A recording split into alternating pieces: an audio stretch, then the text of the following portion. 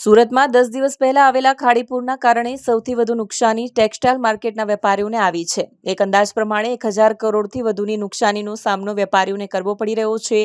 ખાડીપુરના પાણી રઘુકુળ માર્કેટમાં ઘૂસી ગયા હતા અને હાલ રઘુકુળ ટેક્સટાઇલ માર્કેટ ધોબીઘાટ બની ગયું છે તેવી સ્થિતિનું નિર્માણ થયું છે, કારણ કે દુકાનોમાં ઘૂસી ગયેલા પાણીમાં તેમની સાડી સહિતનો માલસામાન પલળી ગયો હતો. હાલ આ તમામ સાડી અને કપડાને દોરીઓ બાંધી પંખા વડે સૂકવવામાં આવી રહ્યા છે. 1000 કરોડોના નુકસાનીનો અંદાજ વ્યક્ત કરાયો છે. આગામી તહેવારોની સિઝનને ધ્યાનમાં રાખી કાપડના વેપારીઓ દ્વારા તૈયારીઓ શરૂ કરી દેવામાં આવી છે, પરંતુ ગત સોમવારે સુરતમાં વરસેલા ભારે વરસાદે ઘણા વેપારીઓની આશાઓ પર પાણી ફેરવી દીધું છે. દુર્ગેશ ચુડેવાલે જણાવ્યું હતું કે આગામી સિઝનને ધ્યાનમાં રાખી વેપારીઓએ સ્ટોકમાં રાખેલો સાડીનો જથ્થો પલળી જતા એને કિલોના ભાવે વેચવાની નોબત આવી છે. એ માટે સાડીઓને સૂકવવામાં આવી રહી છે. દુકાનો પાસેના પેસેજમાં દોરી પર લટકાવી તેમજ પેસેજમાં સાડીનો સ્ટોક સૂકવવા માટે પંખા મૂકવામાં આવ્યા છે.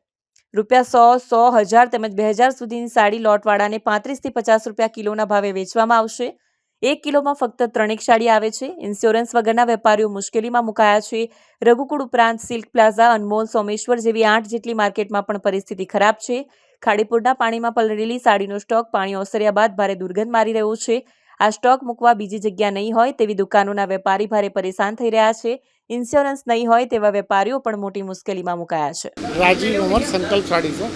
क्या कहेंगे किस तरह से पानी की वजह से ये सारा पानी क्या है पिछले 10 दिन पहले अचानक पानी एसएमसी और मेट्रो के काम के कारण से अचानक पानी रघुकुल में घुसा, जिससे कि आसपास के मार्केट से लेकर करीब करीब 600 से 700 दुकानें प्रभावित हुई, जिसमें 100 करोड़ के ऊपर का नुकसान हुआ। प्रति दुकान में लगभग 20 से 25 लाख रुपए का नीचे का फर्श में जो पड़ा हुआ था माल पूरी तरह डैमेज हो गया है।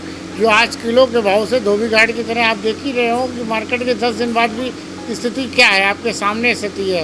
बार बार ये कोशिश की जा रही है, मतलब काफ़ी दिक्कत का विषय। व्यापारियों का आंसू नहीं पूछ रहे हैं कि क्या करेगा क्या नहीं करेगा आने वाले समय में, क्योंकि साड़ी 10% के रेट से बिक रही है। कितना नुकसान हुआ?